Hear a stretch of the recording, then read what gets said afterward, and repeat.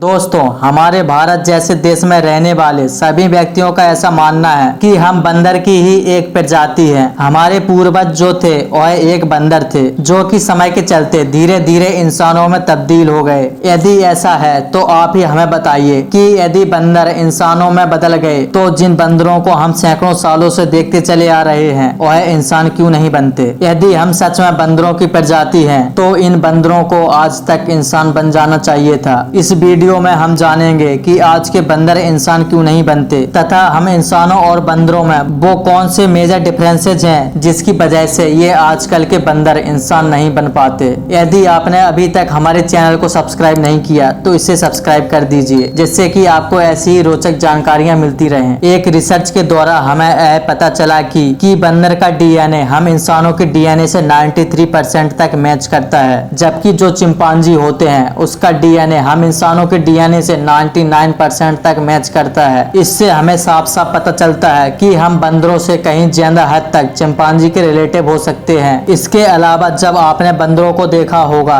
तो एक बात को जरूर नोटिस किया होगा कि जो ये बंदर हैं ये हमेशा चलने में अपने चारों पैरों का यूज करते हैं, जबकि चिंपांजी बहुत हद तक अपने दो पैरों का ही यूज करते हैं तथा यह अपने ज्यादातर कार्य अपने दोनों हाथों से ही करते हैं और पैर चलने के लिए होते हैं। पर असल में हम इंसानों की शुरुआत आज से लाखों साल पहले डायनासोर के खत्म होने के बाद एक बार फिर से जब पृथ्वी का टेम्परेचर सामान्य हुआ तो एक बंदर जैसे दिखाई देने वाले जीव ने जन्म लिया, जिसे पिरोलइपिथेकस नाम से जाना जाता है, जो आगे चलकर हमारे पूर्वज कहलाए। पेड़ पर रहने वाले ये बंदर जमीन पर तो अपने चारों पैरों के साथ चलते थे, परंतु जब इन्हें पेड़ पर चढ़ना होता था या एक पेड़ से दूसरे पेड़ पर जाना होता था तो यह अपने दो हाथों का सहारा लेते थे। कभी कभी तो यह दो पैरों से भी खड़े हो जाया करते थे और टहनियों को पकड़कर चलते थे। इनमें पहले से ही खड़े होने तथा चलने की क्षमता विकसित हो गई थी और इन्हीं में से कुछ प्रजातियां चिंपांजी के रूप में विकसित हुई तथा कुछ इंसान बनने के लिए। इनमें से कुछ प्रजातियां शिकार करने के लिए हथियारों का उपयोग करने लगे। इनमें आर्डिपिथेकस वो प्रजाति है जिन्होंने सबसे पहले भोजन को एकत्रित करना स्टार्ट किया। यह कुछ ही सालों में भोजन की तलाश के चक्कर में जमीन पर सही से चलने लगे थे और अब भोजन भी अपने दोनों हाथों से करने लगे थे। धीरे धीरे इनके दिमाग का आकार भी बढ़ गया और